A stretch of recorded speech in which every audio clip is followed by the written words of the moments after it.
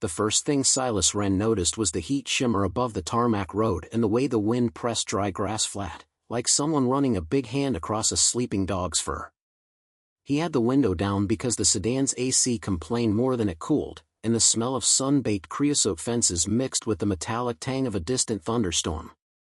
The airport perimeter fence ran like a graphite line to the horizon on his left, topped with lazy loops of razor wire, and the regional tower's glass cap shimmered against the late afternoon sky. He was rehearsing, silently, the bedtime story he would tell his daughter, something about a fox who couldn't sing but kept trying, when he saw a gray SUV pulled crooked to the gravel shoulder, left rear tire kissed flat to the rim. Before we jump back in, tell us where you're from. If this story moves you, please subscribe. Tomorrow, I have a special story for you. He eased the sedan in behind the SUV, hazard lights blinking with a sound like embarrassed coughing. The woman standing beside the crippled will look to be in her early 30s, hand braced at the small of her back in a posture Silas recognized from exactly one time in his life, the day Ivy had first kicked through her mother's belly like a fish under canvas.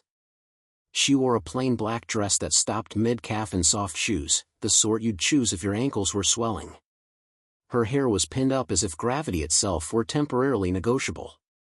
She turned at the sound of his door and tried to smile. It came out lopsided, honest. "You okay?" he asked, as if that question could hold everything it needed to hold. She glanced down at the tire, then at the stretch of road. "Was okay." Then it wasn't. A breath, careful. "I called someone but, well, you know how on the way sometimes means in another county." Silas crouched by the wheel. The tire wasn't just flat, it had been eating itself for a minute or two, sidewall grooved and frayed. A self-tapping screw still lived in the tread, glittering like a misplaced star. He popped the trunk of his sedan and pulled the jack in a canvas roll that held the tools he'd collected over a lifetime of machines that wouldn't behave unless you spoke their language. "Spare?" he asked. She fished a key fob from her dress pocket and popped the back. "Yes. I think." She added, "Please don't, I'm fine. Just dizzy if I stand too long." "Then sit," he said, nodding at the passenger seat of his car. "Door sticks. Shoulder it." She hesitated, measuring him, measuring the road, measuring the nice clear view of the airport fence and the plains beyond it. Then she nodded and did exactly as he said, the graceless heave against the door making him want to go fix the hinge he'd been ignoring. He worked quickly. Jack under the pinch point. Will wrench, a grunt to break lugs that had been torqued by someone with a pneumatic gun and no mercy. He could feel the heat of the road against his knee through his jeans, thin at the right kneecap from years of kneeling where problems lived. The screw hadn't chosen the tread by accident. Tires collect nails the way a kind person collects stray stories. "I'm Silas," he said over his shoulder while muscling the spare out of its well. "And I'm not a serial killer," which is exactly what a serial killer would say. He heard her laugh, small, relieved, and that relieved him in turn. "I'm Amaya," she said. The name came with no last name attached, like a stone dropped carefully into a pond. "And I believe you." There was a pinch in her voice when she said it, a tightness at the edges that told Silas more than the words did. He kept working. Spare up, lugs finger tight, car lowered, lug wrench in star pattern because the universe honored those who respected geometry. He looked at the ruined tire and the glittering screw in its face. "You hit a field of these?" he asked. "Or just the lucky one?" "Lucky," she said, and the gravel ridge of the shoulder carried the weight of that word into the ditch. He patched the original tire with a plug from his kit anyway, habit, not hope, and stowed it in the back of the SUV. When she tried to stand, he offered a forearm and not a hand. People are proud of their balance until balance becomes a ship with a wetted deck. "How far are you going?" he asked. "A few minutes more," she said, glancing toward the airport. "A hangar on the general aviation side." "Private?" he asked, out of nothing but road-borne curiosity. "Something like that." Her smile again, this time a touch more symmetrical. "I can make it from here. But, listen," she dug in the small crossbody bag she wore slung low under the belly curve. "Let me pay you for your time." He shook his head. You don't owe me money. Everyone owes everyone, she said gently. I prefer us to be square. Then owe me a favor I might never ask for, he said, surprising himself. He thought of Ivy, thought of school shoes soft at the heel and toothpaste squeezed from the center because she was 8 and still negotiated with chaos like it would listen. Favors were a currency college degrees rarely understood. She studied him, really studied him, the way someone who'd been studied all her life learns inversions, and then slipped something between his fingers anyway, a plain white card with only a number in gray and a small logo, 3 curved lines that suggested wings without drawing them. This is my switchboard, she said. Ask for me. Tell them you're the man who doesn't take money. He almost said something flippant. Instead he nodded. The wind pushed a curl of hair from her cheek. Take it slow, he said. Spare tires believe heartily in short-term commitments. I know the type, she said, and this time, the smile arrived full. He watched her pull onto the road and felt the hollow good ache of having done the right thing in a world that constantly asked for documentation. He didn't know why the roar in his ear felt bigger than a single courtesy. He only knew the airport fence looked less like a boundary and more like a suggestion now. Ivy got the fox story. He gave the fox a stubborn little melody in the last paragraph and she sat up, bright-eyed, at the injustice of it being called noise.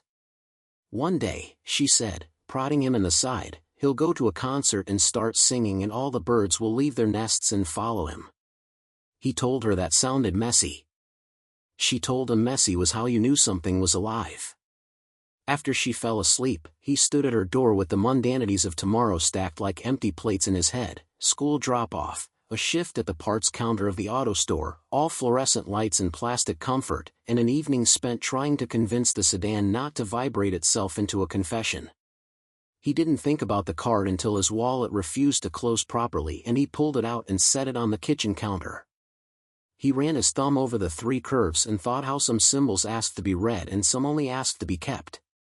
The morning rolled like a bolt of gray cloth. Ivy's hair refused a ponytail and he refused to fight with it. They ate toast and eggs and she said she was presenting on river deltas that day, and he nodded gravely as if he hadn't Googled river delta models for kids at midnight while the sink did its soft, constant dripping. You coming? She asked. Parents are allowed. I'll try, he said, which meant he would fail and regret it and carry that regret like a folded map in his pocket. The auto store hummed with the kindness of small economies, the woman with a minivan and a head full of particulars who needed wiper blades measured with a patience no one ever showed her at home, the man whose truck had never been washed, as a matter of principle, the teenager with oil under his nails discovering that the smell of a hardware aisle could be a childhood. Silas liked the human choreography. He liked the way people felt relieved when someone knew a thread size without looking. Knowledge, unbraided from performance, still had gravity. The call came at 10:42. Unknown number. He let it go to voicemail, policy, pride, and then picked it up on the second ring because policies were theories. Silas Wren, said a smooth voice with a faint accent he couldn't place. Speaking. One moment for Ms. Amaya.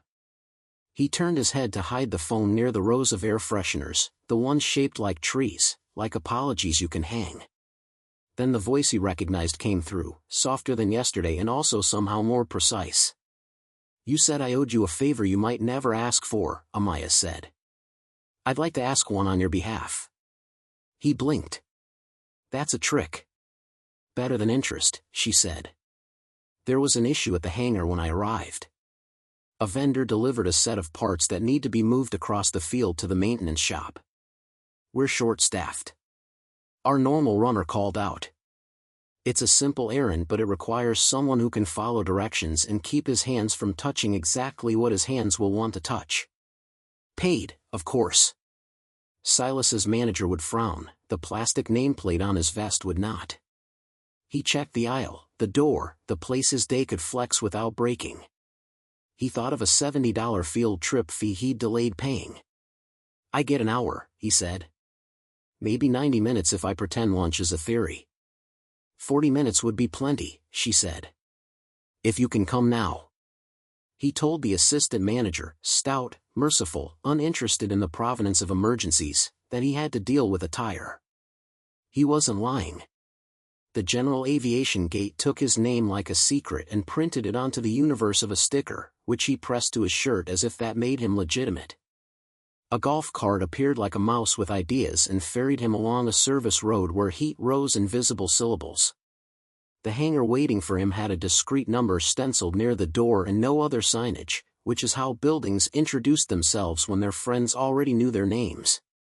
Inside, the air smelled of hydraulic fluid and coffee.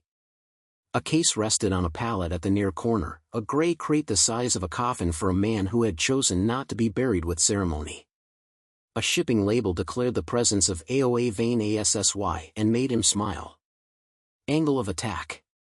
The language of machines that recognized that while the sky might seem limitless, human contraptions required angles that liked them back. A man in a navy polo with a badge that read Holroyd intercepted him, smiled without showing teeth, and offered a clipboard resigned to its fate. "Sign and drive," Holroyd said. Silas signed. Before he drove, though, he squatted by the crate and looked at the latches. 2 had their safety pins inserted with the wire legs splayed outward. 2 were bare, the pins sitting atop the latches like afterthoughts. He felt the small tide of a frown against his skin and let his finger rest near one of the loose pins. "Don't," Holroyd said mildly, as if warning a child from a hot stove.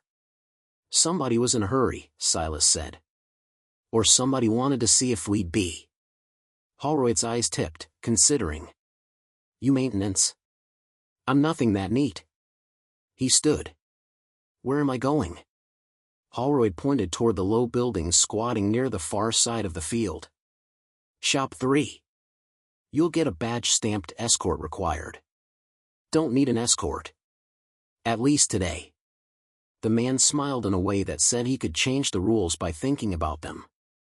Silas loaded the crate into the back of a beat-up airport pickup with a bed that had seen better paint. He drove the service road while small planes buzzed the circuit like distracted bees, and he tried not to touch the crate with his curiosity. At Shop 3, 2 technicians and a woman with a tablet were waiting. The woman took the clipboard. "Thanks," she said, with the crispness of someone who revised all her thank yous in her head before they left her mouth. On the way back, he chose the slower route along the fence. Between segments of chain link, his eyes caught the glitter of something snagged at the bottom edge, half hidden by clover and the good intentions of mowers. He stopped the truck, left it idling, and walked to the fence. A handful of self-tapping screws lived there, scattered in a line like a miser's confession. Some had tire scuffs in the zinc. He glanced up. The curve of the service road matched the line of the screws. He imagined a small magnetic bowl mounted to the underside of a bumper, jostled loose by a pothole, yawning its teeth open. Or he imagined a deliberate hand. Not everything practical had to be a conspiracy to make your skin feel thin. He used the hem of his shirt to pick up the screws, walked them to the trash, and told himself that was what you did, pluck thorns from places that couldn't yelp. When he returned to the hangar, Amaya stood by the big door where the concrete met the daylight, speaking quietly to a man in a dark suit who didn't fit the area. Silas recognized a bodyguard when the body's arms didn't swing and the eyes moved while the head stayed pleasant. The suit left and Amaya crossed the floor to him at a pace that respected both gravity and the child she carried. "You found my screws," she said. He blinked. "I found some screws." She tilted her head, assessing the inside of him. "I watched your truck stop. Your shoulders set in that way people set shoulders when they're about to do something no one asked them to do." A small smile. "Thank you." "You don't owe me," he began. "Please don't ruin my day by refusing gratitude," she said, and the way she said it was so even it made him laugh. He shrugged. "Fine. You're welcome. Again." "I want to ask you another favor," she said. He grinned. "That's not how favors work. Maybe ours will be iterative." She nodded toward a small briefing room carved into the hangar's corner, glass walls, a fixed table, a whiteboard with the ghost of a previous plan still haunting it. "Tea?" He followed her inside. She lowered herself into a chair with the careful choreography of someone negotiating with ligaments. He poured hot water over a bag labeled peppermint like a spell. Up close, she looked less polished than she'd been on the roadside. There were circles under her eyes like evening stamps. Her hands had that slight tremor in the fingers that fatigue teaches you to hide only until it doesn't. I run a business, she said. A complicated one. It requires me to hear things that are not said and see things that are not shown. You, Mr. Wren, seem to do both. He shifted in the chair, a half-smile like a reflex. I replace batteries and listen to people describe sounds their cars make. One of the most intimate professions, she said. People describe fear with metaphors when they don't possess the words. They also lie to keep themselves from drowning in those words. You infer. You kneel. You make a machine stop hurting. Most leaders I know can't do two of those things. He looked at her over the steam of a paper cup. What do you need? She took a slow breath. Do you know solace air? He let the word solace trip into his mind like a penny into a well. The gray card on his kitchen counter had 3 curves that could pass for wings if you wanted them to. Regional, he asked. Blue and gray livery. The S on the tail that looks like it was designed by a calligrapher who couldn't stand straight lines. Her mouth tilted, pleased. Yes. I need a set of eyes for a week. Not a consultant. Not a security guard. Just someone who walks through things and notices what sand is in which gears. We pay well. We pay quickly. You can say no. Why me? Because you didn't take my money, she said simply. Because you put a plug in a tire you weren't going to use. Because you picked screws out of a fence without being asked, and because you looked at a shipping crate and saw a conversation other people missed. I have a daughter, he said, because that was the best way he knew to deliver context. I assumed, she said. The way you buckled the empty passenger seatbelt when you told me to sit in your car. The way you wiped your hand on your jeans before you touched the door handle, like you were trying to keep someone else's world clean. She let that sit. Schedule is flexible. If you need to pick someone up at 3, we will press pause on the universe. Silas held her look. He didn't like being seen the way she seemed to scan him, as if she could catalog his resistances and figure out which bolts to back out. But he liked even less that the offer felt like a rope thrown to a man who had been pretending the river's current was just a rumor. A week, he said. And I need to be able to tell you what I actually see. Deal, she said. And one more disclosure, I'm not just someone with access to a hangar and a nice phone number. I'm the person everyone yells at when airplanes aren't where they're supposed to be. The person who signs too many checks. He waited for the word. Owner, she said, and it landed in the little room like a change in pressure. Solace air. My board uses fancier nouns. I prefer the easy one. The world rearranged itself a centimeter. Silas felt the way an engine must feel when a new bearing goes in, sudden, unreasoning smoothness with a side of oh. He had known she had power. He had not expected her to name it so dryly.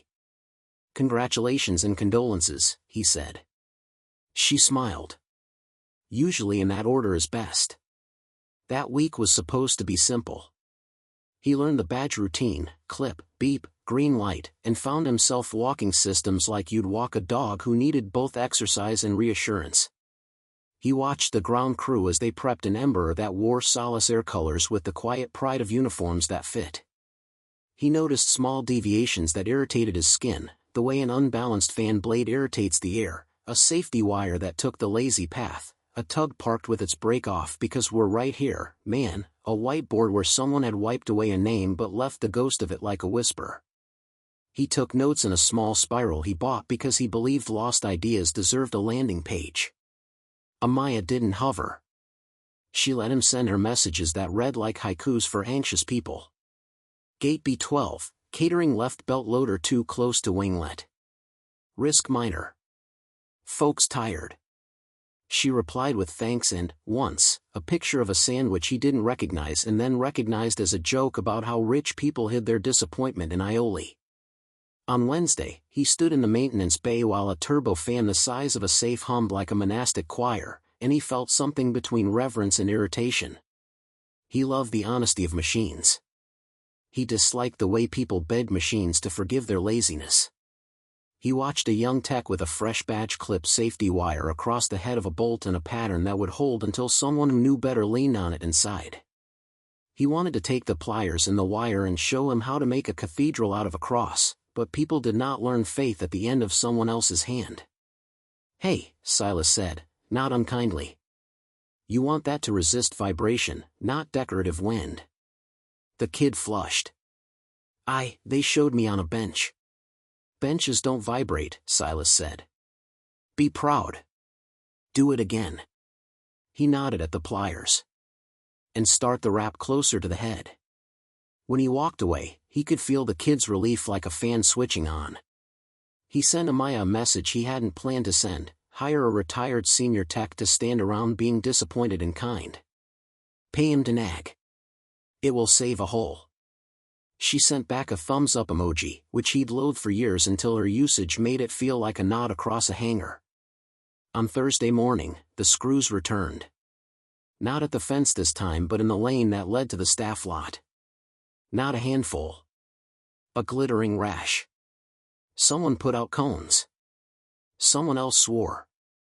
Silas bent and gathered them with a magnet a janitor plucked from a drawer with the weary expertise of someone who can make a cathedral of a mop. The screws themselves all shared a manufacturer in length and radius. This wasn't random.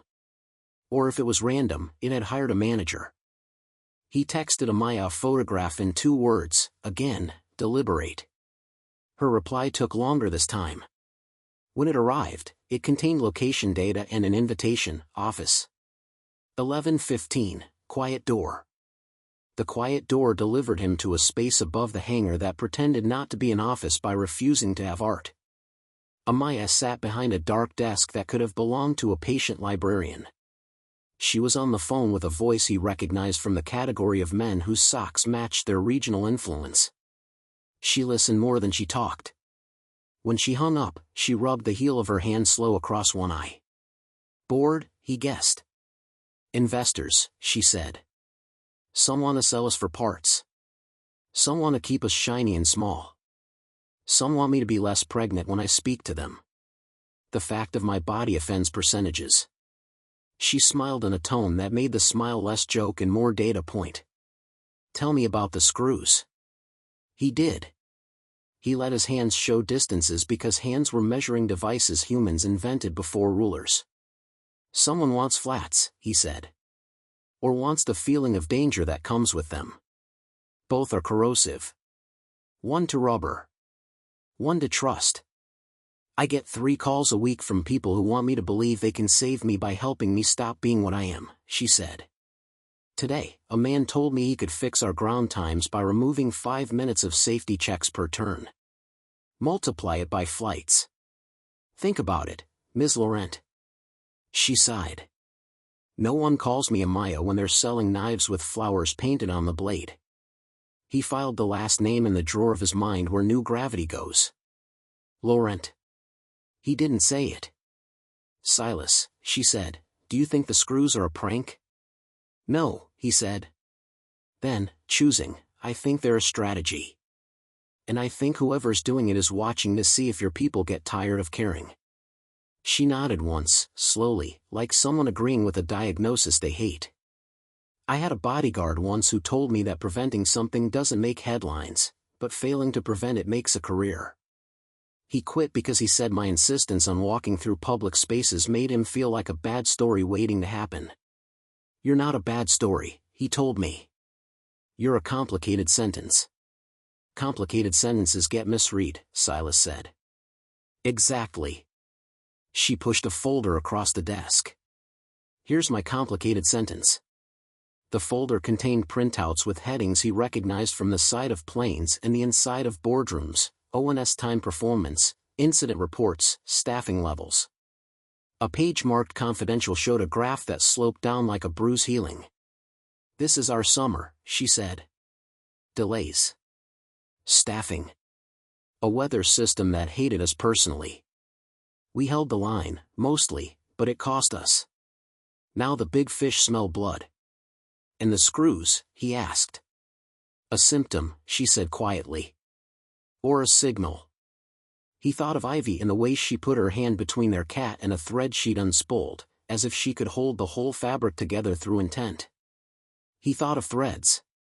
After lunch, he took the long way to the staff lot and found another scatter of screws. The magnet found them. The janitor found him. You again, she said, not unkindly. Her name tag read Neva. Her gaze weighed him without malice. You stoop like a man who thinks muscles grow from kindness. Or stubbornness, he said. That too. She watched the magnet swallow small missiles. Whichever it is, don't stop. By Friday, things had a shape. He had an entry code for the maintenance door that he would forget as soon as this was over, and people called him Hey, Silas, which is how serious places promote you before anyone registers what's happened. He was in the shop when the radio on the wall, old, paint-splashed, loyal, crackled with the dispatcher's voice pitched tight. Shop 3, copy ramp? We have a 517 inbound, reported a smell of smoke on climb out, returning. The shop stilled. The calm before not a storm but a scenario. Silas didn't know which part of him moved first, the mechanic who loved wires or the father who imagined all the strangers with their tray tables and their ordinariness. He wasn't part of a response plan, but he could carry and he could listen. He found a reflective vest and slipped it on like a promise. Out on the tarmac, the world organized itself. Trucks with beacons became lines. Humans became functions. At the edge of the cordon, he saw Amaya, her hand braced on her hip, face set not in fear but in the consideration a chessboard demands. Her bodyguard hovered at a respectful orbit. The ember came in like it had always meant to. The smell, when the door opened, was the smell of heated dust and expensive insulation. Passengers looked pale and then like people who would live long enough to tell a story about a smell. A man coughed and tried to pretend he hadn't. A child clutched a stuffed dinosaur so tightly that fabric cried out in threads. The crew moved with the ingrained grace of professionals who've learned that their voices are rope ladders. Bleed air, someone near Silas said. The captain debriefed on the tarmac, drawing an invisible diagram with his hands. Faint smoke smell on climb. No visible indications. Packs off, returned. He glanced at Amaya when he said it, the way people glance at the person who will convert a decision into money and then into authority. Silas stepped back, because this was not his. Then he stepped forward, because patterns are stubborn. He caught one of the senior techs, gray at the temples in a way that made Silas trust him on sight. Do you want another set of eyes? He asked softly. The man eyed him, then nodded once. Name's Uppel. They walked the intake side together, the world roaring just enough to force closeness. Silas's eyes traced wiring harnesses, looked for heat discoloration, the faint fluting on a wire that tells you somebody let it kiss the wrong thing. He found nothing obvious. That was the worst way machines failed, with coyness. Back in the bay, they pulled logs and printed the world on paper. Uppel looked at him and said, Who are you again? Guy with a magnet, Silas said. Uppel grunted, which meant something like approval. You see the way your people stand when they're tired, he said. That's what I need your eyes for. We can find wires. We miss posture. He spent an hour watching posture. He saw two men skip a step because the step had become a song they knew so well they no longer heard it. He saw a woman catch herself doing the same thing and go back, and he wanted to stand and clap but settled for a nod she wouldn't see. When the fire trucks left and the ember exhaled, Amaya found Silas near the nose and said, Thank you. He felt embarrassed by how much the words mattered. He went home with the kind of fatigue that organizes your bones into a meeting and tells your brain it isn't invited. Ivy looked up from her homework at the kitchen table, hair in full riot, pencil chewing on her lip. You smell like airplanes, she said, which either meant hydraulic fluid or adrenaline. Is that a compliment? He asked. It's better than broccoli. She squinted at him. Were you late at lunch? He looked at the clock. He looked at her face. He thought of the tiny way her mouth goes wrong when he breaks a promise, as if she is trying to hide how weight distributes along a small frame. He said. And I will be less late on Monday. I want to see the river delta. She nodded seriously. It's Thursday. I know. I just wanted to say it early so the universe has time to get ready. They ate noodles and he told her a new chapter in the fox story where the fox learned the difference between singing and howling, and how both had their time. He checked her homework and drew a tiny airplane in the corner of her spelling test where the teacher had left a gold star. You could be an artist, Ivy said gravely. I'm a single dad, he said. We are all artists. The medium is improvisation. He washed dishes and thought about screws. Friday night arrived with a text from an unknown number, not the one on the white card. Stay out of Solace, it read. Your daughter walks to school. He stared at it. The cold came in a thin diagonal from the left and settled in the space between his ribs where good breath used to live. He called the number. It rang once and became a joke. He took a screenshot and sent it to Amaya with no punctuation to soften it. Her reply arrived before his screenshot's pixels had fully arranged themselves. Come to the hangar. Now. Bring Ivy. There was no chance he'd bring Ivy into the orbit of the person making that threat. There was also no chance he'd leave Ivy where that person could keep their promise. He packed a bag with mechanical efficiency, toothbrush, 2 t-shirts, her favorite purple hoodie that made her look like a heroic grape, the stuffed fox with one ear resewn by a man who had learned to sew because sometimes love required thread. He put the bag in the sedan. He put Ivy into the seat with the solemnity of lifeboat drills. Adventure, she asked, because kids want to believe that fright's twin is excitement. Temporary sleepover, he said. At a friend's place. Better snacks than ours. Amaya met them at the quiet door, hair down, face intent. The bodyguard hovered with antennae extended so invisibly that you could miss how the air around him was different. She led them into a small lounge with a couch that appeared to have been made for a lobby that did not believe in naps. You can sleep here, she said to Ivy, and the way she said it made Silas like her more fiercely. She didn't coo. She didn't shift her voice into that high-key register adults use when they mistake children for birds. She just described rest like a tool. Will there be cereal in the morning? Ivy asked, cutting to the chase. More kinds than there should be, Amaya said solemnly. Ivy looked at Silas. He nodded. She nodded, brave in that performative way that makes you want to weep for the practice it requires.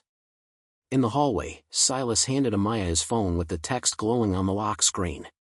She read it once. She read it again, slower. Then she told her bodyguard, who had a name that turned out to be Armin, to do what people like Armin do. He vanished without moving. I am so sorry, Amaya said. You didn't send it, he said. No, she said.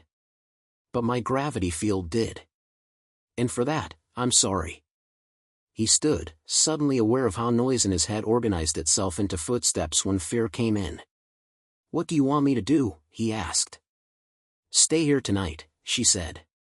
Let Armin introduce the text to some friends of his who enjoy arguments with towers. Walk tomorrow together. Or we can put you in a car with a man I trust more than I trust gravity.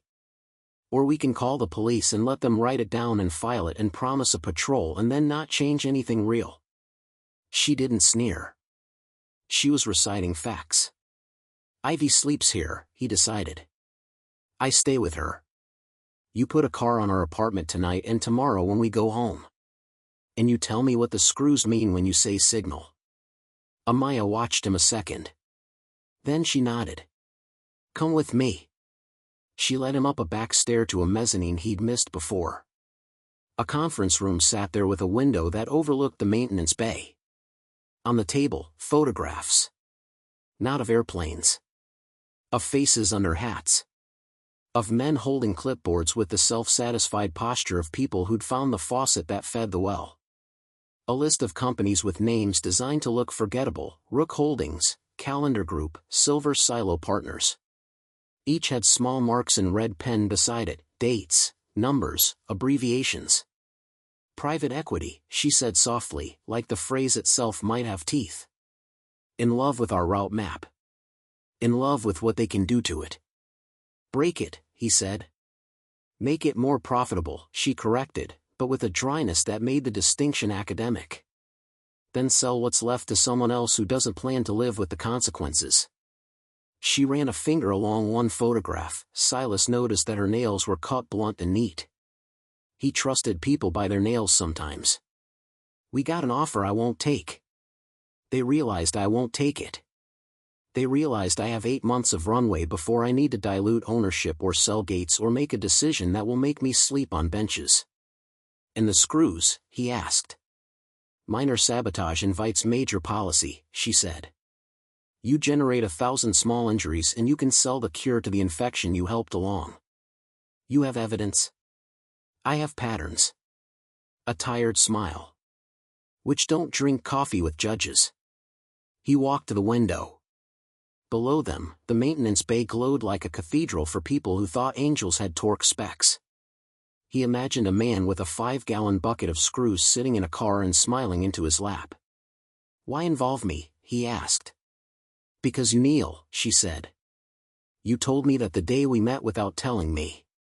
And because if they're watching my people, they'll underestimate you. He nodded. He didn't trust compliments that stuck to him easily, but he respected the ones he couldn't peel off. At 2 a.m., he lay on the couch beside Ivy, who had surrendered to sleep in a way that made him want to apologize to every other night he'd ever chosen work over bedtime. The hum of the hangar felt like being inside the chest of a large animal. He texted his manager at the auto store and knew the message would land like a stone in a pond that didn't care where stones went. When morning arrived, it did so like morning always does, rude and ordinary and utterly necessary. Ivy found the cereal. Armin found a man in a hoodie 2 blocks from Silas's apartment who discovered the particular terrors legal consequences can teach. The text number lived in a phone that had lived in a pocket that had lived in a denim jacket that belonged to someone who could be paid to accept the wrong kind of work for the right kind of money. Names hovered in the air between those facts like invisible ink waiting for a solvent. Silas drove Ivy to school with one of Amaya's cars behind him that did not try to hide its following. He felt stupid and grateful. He waved to Ms. Cortez, who taught river deltas with the intensity of someone who loved the end of things that became beginnings. He stood at the back of the classroom and watched Ivy move her hands like a conductor while she made sand and water do what riverbeds teach them to do. He clapped hardest at the end, because that was what regret had taught him. You can't fix the past, but you can make the present loud enough to push some of the quiet out. Back at the hangar, Amaya was in a meeting with men who wore belts that cost more than Silas's rent. He waited outside and tried to pretend the chairs in the hallway were designed for waiting human beings and not for punishment. When the door opened, one of the men said, from a fiduciary standpoint, and Silas felt the way he felt when a half-inch ratcheting wrench slips and hits knuckle, anger and the sudden clarity of pain. Amaya came out after and exhaled like an engine with a well-done oil change. Come with me, she said. There's something I want you to see. They drove across the field in a silent electric cart that made Silas feel like he had been put on pause. She stopped at a hangar he hadn't been inside yet. The number stenciled near its door had been painted over twice, like a name people couldn't decide to keep. Inside, under canvas drapes the size of bedroom walls, sat a plane that wasn't dressed in Solace colors. The canvas smelled like new car and broken promises. Lease return, she said. Came back from a charter outfit that changed its name 3 times and wore different flight suits for each season. Owes us money. Owes us respect. Owes us time. She reached up and pulled the canvas aside to reveal the white gleam of a fuselage that had been waxed like vanity. If we can get this back into service in 2 weeks, I can add a pair of flights that make our fall schedule work like math instead of like prayer. He walked the bird. He ran his eyes along rivet lines like reading an old poem. He pointed to a spot near the aft door where paint had bubbled. Moisture under paint. Harmless until it's not. He crouched at the main gear and frowned at a brake assembly that bore the faint scar of having overheated a few times. He smelled the cabin and caught the ghost of humidity and optimism and expensive alcohol. "You can do it in 2 weeks," he said. "If you get parts overnight. If the people sending the parts want to win and not dawdle." "I can make people want to win," she said. "It's one of my only tricks." They stepped outside into the high bright of a late morning that believed we all had somewhere to be. She stopped beside her SUV, the same gray, the same tire he had swapped now replaced with a proper one. She put her hand on the door as if doors needed reassurance. "Silas," she said. "Would you consider taking a formal role here? Temporary. Eyes that notice. Mouth that says it out loud. Salary that lets you buy shoes before the toes break through." He opened his mouth. He closed it. "My life is built on Braille," he said. "I read what I can feel. If I say yes, you have to accept that I will tell you things you don't want to know. I will accept that with gratitude and perhaps privately with mild profanity," she said. "But I will accept it." He looked at the SUV door again and felt the quiet prickle that precedes a thought. "Do me a favor," he asked, kneeling. "Pretend to get in but don't." She blinked. "Did I say something that caused prayer? Just humor me." He crouched and studied the wheel. Not the tread. The valve stem. There was a tiny piece of shrink wrap on the stem that didn't match anything Toyota had planned. The cap was a different color from the other 3, only by a whisper. He touched the cap and felt a roughness that did not belong. He unscrewed it gently and held it in his palm. "Armin!" Amaya called, and he was already moving. Silas didn't look up. He held the cap near his face and saw, bored into the plastic, a tiny channel. He could see the glint at its heart. His stomach did the thing elevators do when they stop where you weren't looking. "Pressure activated," he whispered, speaking to no one into the universe that contains pressure and men who misuse it. He touched the valve stem with a fingernail and felt the faintest notch, like a lip. He leaned in closer and saw a wire, hair-thin, soldered at the base, wrapped around the stem under a sliver of heat-shrink tubing. He didn't breathe for a count of 5 because he wanted the oxygen to go anywhere but his head. He closed his hand around the cap, gently, as if it contained a living thing that could be soothed. He looked up at Amaya. Her face had gone so still he could hear the shape of her breath in the space between them. "Don't touch the door," he said. "Nobody touch anything. And nobody breathe at the wrong time." Armin's voice was a violin string pulled tight. "What is it?" Silas swallowed. "Someone married a pressure switch to a detonator and made it look like a valve cap." He forced himself to look at Amaya and not at the way the sun flashed off the SUV's chrome like a laugh. "If you put weight in the car, if the suspension sank, if the tire flexed the right way, would it arm?" Armin asked. "Maybe it already is," Silas whispered. In the distance, a jet spooled up, the air vibrated like a held note. The cap was light in his palm and heavy everywhere else. He could feel heat behind his eyes and the shape of Ivy's name. He traced the wire back with his gaze. It led under the wheel well, vanished into the dark, then reappeared near a small black box tucked neatly behind the liner where a normal driver would never lay an eye. The box had a tiny LED. It was dark. He watched it as if he could make it tell him who he was.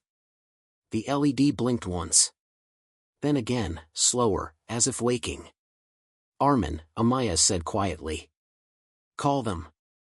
Armin did not move like a man who owned fear, he moved like a man who had rented it and learned the exit routes. He stepped backward and spoke into the cuff in his wrist to people who answered before the syllables were complete. The LED blinked a third time and then went steady. Silas felt the world tighten around a point he could not see. "Silas," Amaya said, her voice soft and narrower than a breath, "what does steady mean?" "It means," he said, feeling his heart arrange itself into an order that could hold a choice, "that somebody just told it the story is about to begin. This story took us a long time. If you like it, subscribe. Now, back to the story." And we're standing in the first paragraph. No one breathed. Even the wind held itself taut, as if the air around the SUV were a string pulled to the edge of music. The LED on the little box glowed a steady, unnerving green, the false comfort of a traffic light in an intersection where the brakes had already failed. "Perimeter," Armin said softly, and the word rippled outward. 2 ground crew at the corner of the hangar froze mid-motion, then peeled away in opposite directions, shepherding curiosity like sheep. Somewhere, a siren coughed itself awake, short, coded, the kind that told the few who understood to move and the many who did not to keep pretending their world was ordinary. Silas kept his hand cupped around the valve cap as if he were protecting a moth. "If there's a mercury switch in this," he said, "jostling sets it off. If it's a pressure read mated to tire flex, load sets it off. If it's a piezo, vibration does the trick. Either way, the cap is part of the circuit now." He nodded at the ledge of the wheel well where the wire dipped into shadow. And the arming logic just went live. Amaya's breath came carefully. "What do you need?" "An EOD team," Armin answered for him. "They're 2 minutes out." 30 seconds too long, Silas murmured, then louder, "Nobody touches the car. Nobody uses a radio within a car length. If it's wired sloppy, RF can wake it." Armin's eyebrow twitched, the tiniest salute. "Copy. All radios to low power. Secure a cordon." The runway 100 yards away thrummed as a regional jet lifted, oblivious to how, just beyond the fence from its curated safety, 3 people hung inside a cause-and-effect problem that had its own wings. Ivy's name flared in Silas's chest like a pilot light catching. He saw her standing in front of a tray of sand explaining laminar flow to a room full of 8-year-olds who wanted to be older immediately and forever. He saw the tiny scar on her chin from the time she tried to fly off the porch with a broken umbrella and learned that gravity loves all of us equally. He swallowed.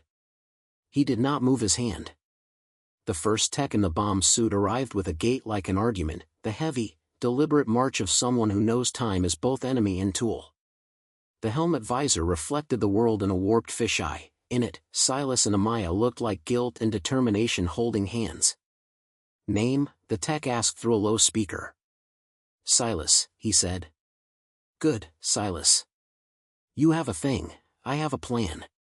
The tech crouched, visor inches from the valve stem, and peered. "Caps modified. You called the pressure read, or something like it. The wire wrap is tidy. Whoever did this wasn't drunk." The tech's gloved hand hovered near the cap. "I'm going to take it from you and hold the profile. On 3. If it chirps, freeze. If it beeps steady fast, let go and step back slow. If it goes dark, we're lucky or we're dead," Silas said, because naming is a way of stealing a little control from fear. "On 3, the tech said. 1. 2. The LED winked. The world narrowed to a point so small and bright it could have been a star dying. 3. The cap slid from Silas's palm into the thick glove as if the universe had been practicing for this exchange. A fraction of a gram changed owners. The LED stayed lit. No chirp. No angry algorithm. The tech froze for a long heartbeat, then spoke in a voice that had forgotten how to be casual. Stable for the moment. The gloved hand rotated the cap the tiniest degree. The LED stayed constant. We're going to back out the core gently and bleed pressure before we even think about moving you, ma'am. That last word aimed at Amaya, who had not flinched. They worked in a choreography too slow to be dramatic and too beautiful to be anything but art. A second tech with a small battery-operated vacuum pump attached a line to the stem. A third traced the wire back with painter's tape in a devotional gentleness that made Silas want to cry. Pressure bled with a soft hiss, the tire relaxing by whisper. Someone's radio crackled once and everyone glared at it until it learned manners. When the tire went flaccid, the tech eased the cap off in a single, unbroken line, as if drawing a sting from a deep old wound. The green LED flicked to dark. The tech exhaled loudly enough for the speaker to distort. Armed on pressure. Dead when pressure gone, he said. We got lucky. Or they designed it for fear, not lethality, Silas said. He lifted his hands and only then realized they were shaking. Fear's lethal, the tech said. He held the cap up for a photo. The tiny channel in its plastic throat gleamed like a mouth that had learned to lie. We'll take the wheel in the box downtown. Someone's fingerprints are in their mistakes. Someone's purchase order is in the solder. Armin's phone vibrated and, for once, he checked it in plain view. His face didn't change, years of practice, but his shoulders arranged themselves differently, like a man who had just decided which door he'd use when the room caught fire. "Ms. Laurent," he said, "your scheduled board strategy call moved itself up 20 minutes and relocated to Conference A. They want you on that screen." Amaya nodded as if the universe had made a reasonable request. She looked at Silas, at his hands, at the imprint the cap had left in his palm like a secret alphabet. "Come with me," she said quietly. "We're going to have to explain why a tire cap tried to make me a headline." Conference A was a room that refused to admit it had opinions. The wall display ate one entire side with the appetite of a god, the camera above it was a cyclops used to being a bait. 10 faces bloomed on the screen in rectangles like small glass doors. Each belonged to a person whose emails could rearrange an airport's afternoon. "Ms. Laurent," said a man in a tie the color of polished fruit. "We've been made aware of an incident at your facility." "Attempted intimidation," Amaya said. "Not an incident. Our safety teams neutralized the device. The FBI and local EOD have the hardware and are investigating." "Device," repeated a woman whose background was the kind of art people buy when they're trying to inherit taste. "That's a dramatic noun." "True," Amaya said. She leaned forward just enough for the camera to know that gravity had a new favorite. "So is hostile takeover." Silas watched the faces. He watched the micro-expressions, the quick upward flick at the corner of a mouth, the microscopic head shake when someone thought a thought and tried to make sure their face didn't confess it.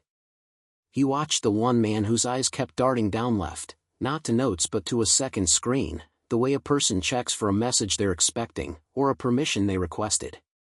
"We're here because your margins are unacceptable," the fruit tie man said. Summer was challenging. "And our customers stuck with us," Amaya said. "Because we did not turn safety into an equation variable. Because when we were delayed, we told the truth. Because we take people's children to their grandparents and back and we know that candles get lit if we make the wrong kind of choice." "That's sweet," a different man said. "We're not a charity." "We're not a demolition crew either," Amaya replied. "And yet here we are, talking about screws sprinkled on access roads and pressure switches hidden in valve caps." She let that float. "If anyone on this call knows anything about intimidation tactics being deployed to soften me for a sale, I would ask that you consider the optics when the FBI comes calling." Everyone blinked in unison, like a chorus whose conductor had dropped his wand. "We're concerned about culture," the art woman said in the tone of someone who names the color of a bruise. "We've heard Solace has become romantic about its reputation." "We're specific about it," Amaya said. "Specificity is the unromantic cousin of romance." She glanced at Silas, which was as close to introducing him as she would come. "I brought an extra set of eyes. A customer. A mechanic. A father." He noticed the screws before anyone tripped them. He noticed a crate that had been opened when a vendor said it hadn't. He noticed our posture when we were tired. A man 2 rectangles over from Fruit Tie leaned closer to his camera. His cufflinks were the unassuming kind you buy in bulk and give away at conferences. "Mr. Wren," Silas said. "Mr. Wren," the man said. "Would you say Solace is safe?" "I'd say Solace is careful," Silas answered. "And careful people get safer the more the world asks them not to be." He let his gaze touch each rectangle in turn and thought of all the humans sitting in coach with their ankles tucked and their hands folded around little cups. "I'd also say somebody wants Solace to doubt itself. Doubt is a solvent. It can clean corrosion. It can also dissolve bolts." The down left darting man blinked more than anyone else. "We'll revisit in 48 hours, Fruit Tie said finally. "We expect a plan for margins." "You'll have a plan for margins," Amaya said.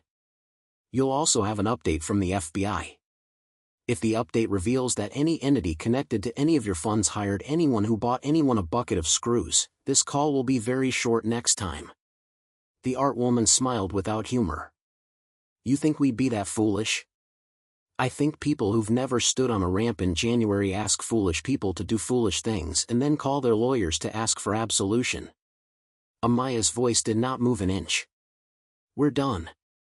The rectangles hesitated, then winked out. The room was still long enough for the hum of the vent to become a kind of weather.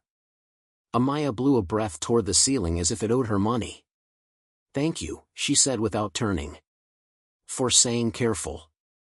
It's what you are, Silas said. And what we have to keep being while someone shakes the table. She finally looked at him. Do you want to go home? I wouldn't blame you. I keep a list of people I've seen walk toward the thing that scared them. I don't resent the ones who backed away. My daughter is at school, making rivers out of sand, he said. I'm staying until I can pick her up. Then I'm bringing her back here because every other place feels like a bad bet. Then let's use the time, she said. If someone inside is helping, we will find the seam. They started with deliveries. Holroyd's clipboard had 6 signatures from Tuesday. Silas recognized 2 and distrusted 1. Not distrust as in villainy. Distrust as in the way a man's handwriting gets pointier when he lies to himself. They traced crates to their vans and vans to the gate logs and the gate logs to a man named Kenny who worked night shift and liked to loan his badge to friends who just had to pee. Kenny cried when Armin asked him pointed questions because everybody cries when they realize their laziness can be weaponized. Next, they stood in the staff lot and watched the wind move across the asphalt. There, Silas said, pointing at nothing. Then he pointed again, less like a mystic and more like a man who understands where a careless hand would slow a car. There was a patch of gravel at the edge where a truck pulling out would jostle. He traced the ideal arc of a drop from a moving door, how screws would scatter in a veil. He followed the line to the gap at the fence and the ditch beyond where a car could idle without being an eyesore. Armin posted a man in a maintenance vest there who had no maintenance responsibilities and the cheerful patience of a fisherman. They ate standing up, because sitting would signal to the day that it could run faster than them. Amaya took 2 bites of a sandwich and then handed the rest to Silas as if they were building a bridge through shared calories. Her phone did the angry hive buzz of a dozen texts dumped by a dam. She put it face down. Do you ever not answer? Silas asked, curious more than critical. I answer the ones that keep planes aloft and people employed, she said. I let the rest find another planet. He thought of Ivy and how kids found their own planets daily and invited you to visit if you behaved. At 2:41 p.m., their fisherman whistled once, a small, low bird sound. Armin's head lifted like a hunting dog's. A midnight blue sedan had stopped at the far corner beyond the fence. A door cracked. A hand dropped down. The veil of screws fell like cheap jewelry.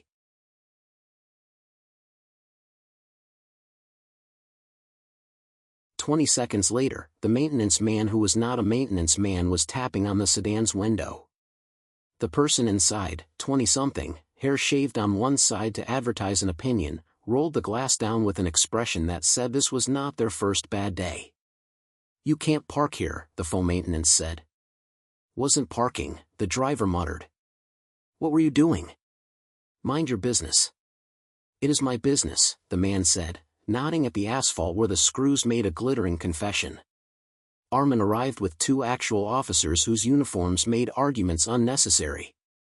10 minutes after that, the bucket of screws had a chain of custody and the driver had a reason to reconsider their employer's benefits package. 20 minutes after that, the sedan yielded a stack of prepaid debit cards, a spiral notebook with names that were not exactly names, and a white envelope with a logo embossed so faintly you had to want to see it. 3 lines curved to imply wings without drawing them. Amaya stood very still. That's ours, she said softly. Or it's the counterfeit of ours. She looked at Armin. We've been bled from inside. Or someone reproduced stationery, Armin said in a tone that meant he believed neither coincidence nor charity. Franks, Amaya said. Get me Franks. Franks was her head of procurement, a woman whose hair was always pinned too tight and whose shoes always said she planned to run. She looked at the envelope the way an art restorer looks at a forgery, first with professional interest, then with offended love. "That's our stock," she said. "But the watermark is wrong. And the curve on the third line, see how the vector doesn't resolve clean? This was reproduced from a scan. Who has access to the real stationery?" Amaya asked. "Me. Carla. Jensen. The front desk can grab it for a signed letterhead. That's it. And who prints our PO labels?" Franks closed her eyes. "A vendor. Small shop. Outsourced last year to save pennies." I hate this sentence already. "Name? North Point Printworks." Amaya looked at Silas. "Field trip?" He checked the time and did father math. "If we can be back by 3:30. "We can have the world turn slower for 70 minutes, she said, and they left before the world could say no. North Point Printworks lived in a low building between a donut shop and a store that sold pools in a town that had 5 months of summer and 7 months of pretending. The owner, a man with nicotine fingers and a daughter's drawing tacked to a corkboard by his head, withered when Amaya showed him the envelope. "I did a small run," he admitted. "Not ours. A man came by with a sample and a bag of cash, said he needed it for a wedding with an airline theme. Everyone's a pilot now. He wanted the curvy S because the groom's name was Sam." He grimaced. "I knew it was wrong. I didn't know it was criminal." "Describe the man," Armin said from the doorway where he had been pretending to be just a shadow. "Tall. The kind of tall that makes you duck in doorways even when you don't have to. Smelled like peppermints and something that wasn't peppermint." The owner glanced at the drawing again. "I'm not looking to be in a lawsuit." "You're looking to be in a better story," Amaya said gently. "Help us write it." He gave them the security footage. He gave them the invoice the man had insisted on even though he'd paid cash. "For my records," the man had said, as if brazen were a virtue. He gave them a paper bag with 2 more counterfeit envelopes he'd kept because hoarders build nests out of guilt. As they left, Silas's phone vibrated with a new message from the school app: dismissal in 20 minutes. He felt his heart swing toward the Little River scientist who would be carrying a backpack too big for her back. "We need to turn the world slower," he said. Amaya drove like a person who had spent years knowing exactly how fast a car could go without stopping being an ally. They arrived at the school on the dot. Ivy came down the steps, saw the SUV, saw Amaya, and did not shy. Children are better judges of intention than most boards. She climbed in and buckled herself without being told. "Are we going to the airplane place?" she asked. "We are," Silas said. "Where the cereal is inappropriate." "Inappropriate cereal is my favorite," Ivy declared. They were 3 blocks from the school when the blue sedan appeared in the mirror. Silas saw it because parents see the environment as a set of possible futures. The sedan slid in 2 cars back and stayed at that exact distance through 2 lights. At the third, it crept 1 car closer and stayed there as if attached with an invisible string. "Armin?" Amaya said, already pulling into a lane that would give them space. "On you," Armin said from the chase car. "Stay on the main. We'll peel them." The sedan followed. Armin eased into its blind spot, then slid past and slotted in between it and them. The sedan chose violence, or at least impatience, and tried to dart around. Armin drifted in front of it like a cloud that had done this before. The light turned yellow. They cleared. The sedan did not. The driver leaned on the horn as if noise were a thesis. "Always horns," Amaya murmured, and then, to Ivy, "Do you know the story of the fox who learned to howl like an airplane?" Ivy laughed, real, delighted, immediate. "My dad wrote it." "Of course he did," Amaya said, and Silas, ridiculous, almost cried from the thread of ordinary they were braiding inside a not ordinary afternoon. Back at the hangar, Armin peeled off to have the sedan speak to a police officer who had conveniently asked for directions. Ivy made straight for the lounge and its serial wall as if she had been born in airports. Silas and Amaya went upstairs to the mezzanine where the photographs still lay on the table, the names with their red marks now looking less like notes and more like a trail. Armin joined them with a photograph from the print shop's footage. Tall. A jaw cut from the machine that makes men for older movies. He looked like he should smell of cologne you can't pronounce, not peppermints. But his eyes had the darting left down of the board rectangle. Screen 5, Silas said. Second from the left. Amaya's mouth did not smile so much as acknowledge that the universe occasionally writes with a too heavy hand. Victor Lawton, she said. Calendar group. Consultant with 6 boards. Polo team. The kind of man who teaches words to wear suits. He's not doing the pocket litter, Armin said. He's not dropping screws. No, Amaya said. But he's paying the man who pays the man who drops them. And he sat on your call, Silas said softly, and asked me what careful meant. The room held the weight of that for a moment, then shifted because Wade is impatient. What do we want? Armin asked. To keep flying, Amaya said simply. To keep flying honestly. To keep people paid and plain sober and to make sure nobody thinks the way to buy us is to scare us. She looked at Silas. Also, I want a fixed lease return in 2 weeks to show the world math still loves us. I can be disappointed and kind as needed, Silas said. Be both loudly, she said. The next 8 days were a rope. They braided fatigue and purpose and small joys into something that held. Silas arrived at dawn and left after bedtime and still made bedtime most nights because Amaya would point at the clock with a power that rearranged meetings. He watched the senior tech, Uppel, turn disappointment into craft lessons that became lore. He watched Neva, the janitor with the magnet, take a new role as unofficial safety anthropologist, writing little signs in neat block letters that read like fortunes, check the step you skip.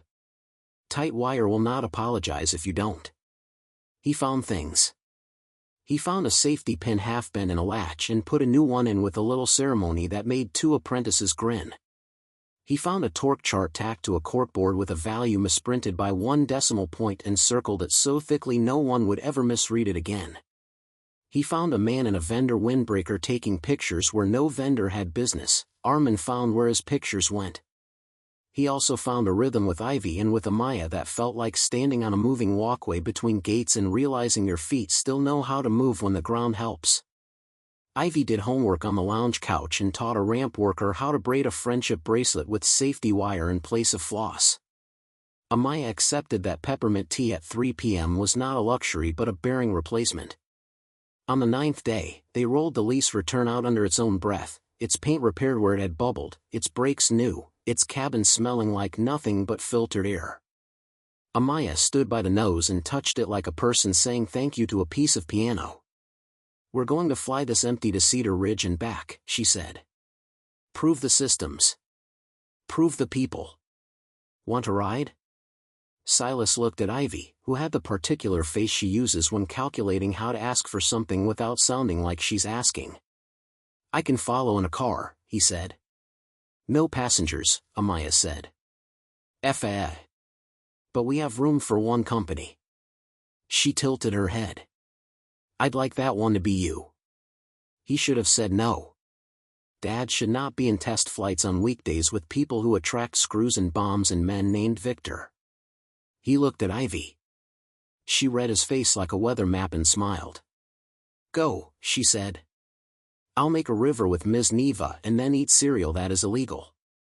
You'll be here when I get back, he said. We will, Amaya said, and there was a softness to the we that made him want to imagine it in larger sentences he did not yet earn. The crew was lean, a captain with the half-smile of a man who has tasted every crosswind and learned to flirt back, a first officer whose hands were instruments, Uppel with a headset, Silas with a notebook, Amaya in the jump seat because owners get to be ballast in beautiful ways. The door shut with the dignified thud of something engineered by people who would get very angry if you called their work pretty. Taxi. Pause. Takeoff clearance. The roll built under them like a story told by somebody who never learned to whisper. Rotation. Weight fell away and the ground spun into geography instead of asphalt. Silas felt the old sensation he had forgotten, how assent feels like permission. He watched the captain's hands, the small corrections, the way muscles that could break a jar of pickles made instead a paragraph of motion. 5 minutes into the climb, a smell slid into the cockpit. Not smoke. Hot, metallic, with a sweetness underneath like burned sugar and shame. "Do you have it?" the captain asked, eyes on instruments. "Same as last week," the FO said, already reaching for the packs. "Packs off," the captain said, and the air changed personality. Upple's voice was steady and curious. "We eliminated the bleed air valve as suspect. Replaced the duct. Inspected the ECS bay with a borescope for chafing." He shot a look at Silas. Silas's brain ran fingers along wires, memory tracing paths through schematics he'd studied because he liked the way systems tell the truth in lines. "We pulled logs from the charter," he said. 3 recorded odor reports. 2 after servicing at a vendor in Cedar Ridge. He stopped. "Which used a new brand of de-ice fluid last winter." The captain's eyebrow lifted a millimeter. "You think we're smelling ghosts?" "I think there's residue in a duct where it shouldn't be," Silas said. "And I think when we heat the cabin fast, the ghost comes out to testify." Amaya turned her head, eyes thoughtful. "Where?" "Mixing manifold. Or recirc duct just aft. Where maintenance can reach it only if they swear first." He glanced at Upple. "Can we level, pack off, warm the cabin slow, then cold soak and warm again?" "We can do a lot of magic at 10,000 feet, the captain said. "ATC will let us if we behave." They did. The smell did not intensify. It ebbed. They circled a lazy sky like a kite unspoling. 30 minutes later, they came back down smoother than they rose. On the ramp, Upple had the bay open before the wheels chocked. 10 minutes after that, Silas's finger came away from a seam with a glistening film that smelled like last winter and money saved in the wrong ledger. "Vendor switched fluids, didn't flush, residue polymerized on the inner wall," Upple said. "When heated fast, it off gases." He nodded at Silas. "You did good sky arithmetic." Amaya exhaled what might have been 8 days of held breath. "We can fly it," she said. "We can fly it," Upple agreed. They were still standing under the wing when Armin jogged up with urgency. He tried to put clothes on and failed. "We have a problem," he said. 2, actually. Victor is in the lobby with 3 men and smiles, and our blue sedan driver made a phone call to a number that pings off a tower near Calendar Group's office. "Invite Victor up," Amaya said serenely. "And get the agents in place." "And the second problem?" Silas asked, because his body already knew to ask. Armin's eyes went flat for just a fraction before he made them round again. "Ivy's school called. A woman came to the front desk asking to sign her out. Gave your name, Silas. Said she was your sister. They stalled her with paperwork and called me because we've been on high itch. She left when they asked for ID. The world tried to tilt." Silas put a hand on the wing to hold it still. For a moment, the future became a narrow hallway with doors all labeled with the same bad ending. "Where's Ivy now?" he asked, his voice a thread. "In the lounge," Armin said quickly. "With Neva and 2 people who look like maintenance and aren't. She never left the building. We had a car at the school. They followed the woman long enough to get a plate." He held up a phone. The plate number was a small square of mercy. Amaya's hand found Silas's elbow. "She's safe," she said. "Right now, she's arguing that cereal marshmallows should be tax deductible." He nodded, but his body didn't get the memo. "I want to see her." "You will," Amaya said. "And first, we're going to ask Victor to explain his stationery." Victor Lawton looked like money that had done a cleanse. His handshake was cooler than it should be. He pretended not to know Armin, which meant he knew Armin well. He smiled at Silas in a way that attempted to define him. Silas let the attempt fail. "Ms. Laurent," Victor said, settling into a chair as if auditioning to own it. "Your numbers concern our limited partners. My numbers concern me more, Amaya said. Which is why my limited partners should sleep soundly. Tea? She gestured to a tray that had materialized with the inevitability of sunrise. Victor lifted the cup by the rim, examined the interior. No, thank you. We have some documents to show you, Amaya said, sliding the counterfeit envelopes across the table. And a still from a security camera at a small print shop that recently reproduced our letterhead for a customer's wedding. Victor glanced at the shot. His face did not react the way guilty faces react in television shows. It reacted like a man who has practiced not reacting since prep school. Lots of men have my jaw, he said lightly. And your watch? Armin asked, zooming in on the footage. The watch face glinted with a distinctive, obtuse angled case. Very few men have terrible taste at that exact price point. Victor smiled, genuine this time, amused by the jab. I have enemies, he said. Some of them even have access to printers. Do your enemies also have access to unsupervised young men willing to scatter screws? Amaya asked. Do they own prepaid debit cards that appeared in a sedan that followed my car from a school where a stranger tried to sign out a child? She didn't raise her voice. She spread her words like maps on a table. Victor's gaze flicked to Silas just long enough for a story to be told there. So this is personal, Victor said. That's unfortunate. Emotions are expensive. You'll learn that line from the other side someday, Silas said. It'll be better writing. Victor laughed, delighted by any man who spoke back. You're charming. I like charming men. They don't last in rooms like this. He turned to Amaya. Calendar Group can solve your liquidity problem. You are the liquidity problem, Amaya said. You and your friends squeeze until systems squeal and then sell grease. We do not want your grease. Victor exhaled as if bored.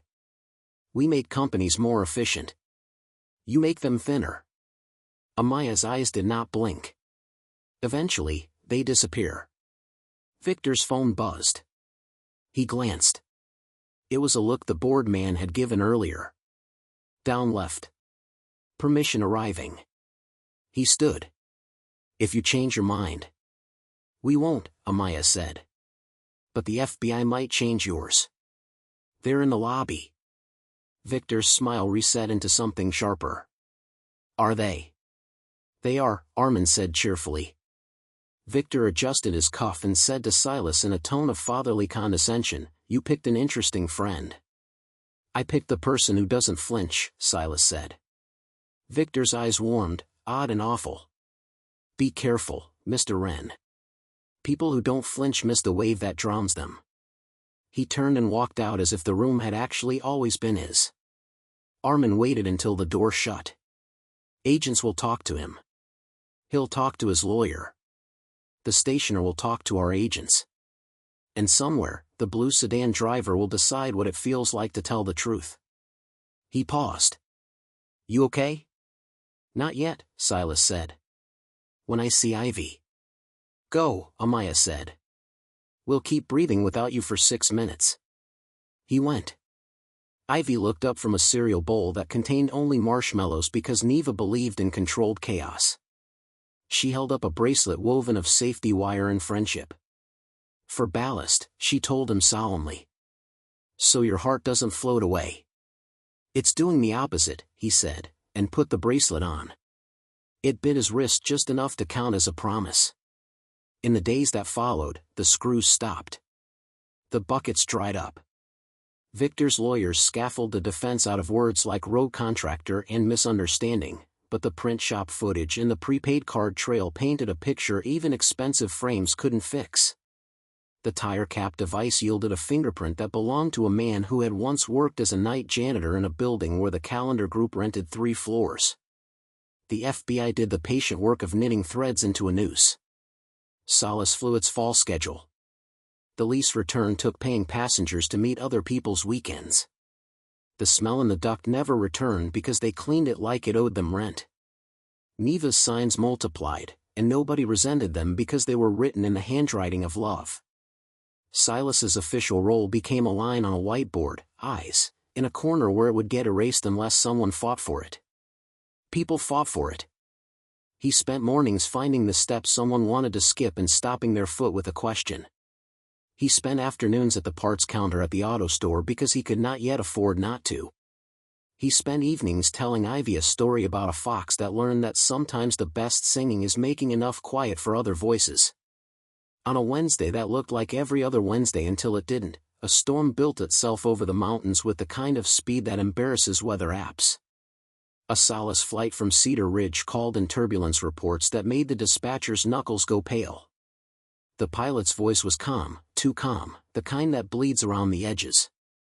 20 minutes after that call, lightning painted the sky and a medical emergency declared itself in row 19 with a frequency of words that never arrives in a good sentence: chest pain, unresponsive, AED. Nearest divert, the dispatcher asked, already drawing arcs. Carter Field, the captain said. But they're socked in. Visibility at Miller is 400 and dropping, the dispatcher replied. Terrain. Runway 15 at our field is long and clear, someone else said. Storm line edges it in 9 minutes. Amaya was on the ramp already, rain polka-dotting her blazer, hair declaring independence. She looked at Silas and Silas looked at the sky and the sky looked back without affection. Bring them home, she said to the radio, and there it was, the sentence an owner is allowed to say maybe twice in a life. They set the field. Trucks in position. Medics at the gate. The runway lights became a path through a story that could end a lot of ways. The plane called short final and a gust tried to shove it off the page. The captain wrote a new line with his hands and put the wheels down with forgiveness. The jet rolled. It slowed. It stopped. The door opened and the world poured in.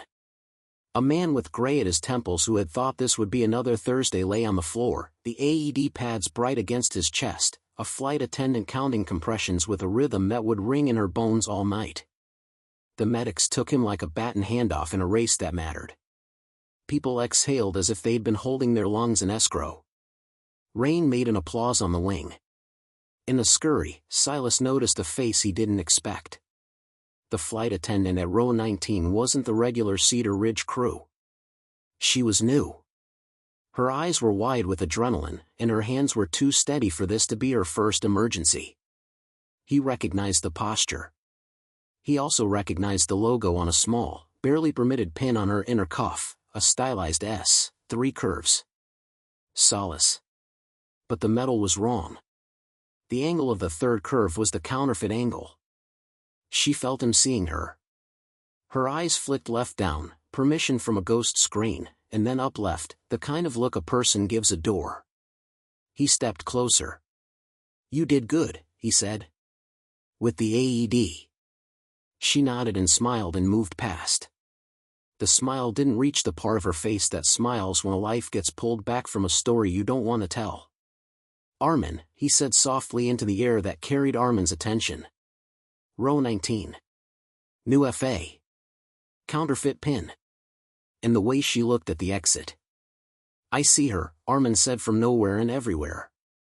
The woman reached the jet bridge and accelerated. Armin stepped into the world and matched speed. Ma'am, he said, tone friendly enough to sell a simpler day. Quick question. She ran. For strides and she was on the concourse. 2 more and she was through a door she shouldn't have known the keypad code to. Armin went after, but Armin had learned to protect others more than to chase. He lost a step because he checked left when she went right. Silas followed the wrong way and found the right one because sometimes fathers see where the story wants to hide. The door opened onto a maintenance catwalk above a baggage hall, conveyors talking to each other, bins clicking like insects. The woman sprinted with a confidence that came from practice. She glanced back once and her face did a thing faces do when they know they have a window of time and a bag of certainty. Stop, Silas said, his voice coming out not like an order but like a man asking a person not to finish a terrible idea. She looked at him, and in that quarter second he saw the story entire: college debt, a sick parent, a boyfriend who called himself a broker, a promise that this was harmless, just screws to make a point, just replacement badges to test security, just a pressure cap that would scare someone powerful into being more reasonable. He saw the way a cause that called itself efficiency recruited the tired and rebranded their exhaustion as ambition. "I can help you," he said. "You can't help anyone," she said, her voice catching around the word anyone as if it were a stone. She ran faster. She reached the end of the catwalk and turned toward a fire door that would empty into a stair that would empty into a parking lot that would empty into anonymity. The lights died. For one gravity-thick moment, everything went black: conveyors, emergency, overhead, and then bathed itself in dim red as the backup system woke. In the red, the woman froze, disoriented by how the world had decided to be a photograph. Silas closed the distance. He didn't grab her, he reached past, put his hand on the bar of the fire door, and held it down. "I can help you," he said again, quietly. "You think you're the only one who had to learn to make money out of minutes?" She stared at him and something old moved behind her eyes. The kind of old that says, "Somewhere, once, somebody held my hand across a street." The red light pulsed. Below them, a conveyor belt lurched and stopped, as if clearing its throat. "Let me walk you back," he said. "You say your piece. You tell the agents what you were told and by whom and for how much. You keep someone else from thinking this bargain is salvation." For a second that felt like 10, she didn't move. Then she nodded once. Not surrender. A pivot. She turned, and behind them, from the far end of the catwalk, a sound came that did not belong to systems or rain or regret. A staccato clink-clink, metal on metal, footfalls that tried to be quiet and failed because anger has always been a noisy shoe. Armin's voice arrived in Silas's ear, low and urgent. "Two men. Coming from Utility 3. They are not here to talk." Silas put his body between the woman and the sound by instinct rather than heroism. The catwalk's mesh floor sang under weight that hadn't rehearsed being chased. He looked toward the corner where Utility 3 opened. A figure stepped into the red with a shape in his hand that wasn't a wrench. The figure lifted his arm. Silas tasted metal. He thought of Ivy's bracelet. He thought of the fox who learned to howl like an airplane. There was a bang, sharp, close, wrong, and the entire catwalk jumped. A shower of sparks cascaded from the junction box to their left. The red light blinked twice, then steadied. "Down!" Armin's voice snapped. Silas dropped, pulling the woman with him, rolling his shoulder against the grid floor so the pain would have somewhere to go. Another bang. The handrail behind them spat a fragment the size of a fingernail that sang as it flew. Below, the baggage hall erupted into a confusion of motion. Shouts. A klaxon. Somewhere, a forklift made a decision. Silas crawled, dragging the woman, keeping his body between her and the wrongness. He reached the equipment bay door, slammed it with a shoulder, and felt the old hinge give just enough. The woman squeezed through, then pulled at him with strength people reserve for new choices. "Go," he told her. Down the stairs. 2 flights. Turn left at the blue door. Tell the man there you changed your mind. "Come with me," she said, eyes huge. "I have to be loud here," he said. For a minute. He stood. The catwalk ahead held 2 figures now, both tall in the way bullies teach themselves to be tall. One of them grinned. The other did not have lips for grinning. "Mr. Wren," the grinner called. "Victor sends regards." "Tell him not to," Silas said. "Save the postage." He held them there with words long enough for Armin to arrive from a side door like a fact with a badge.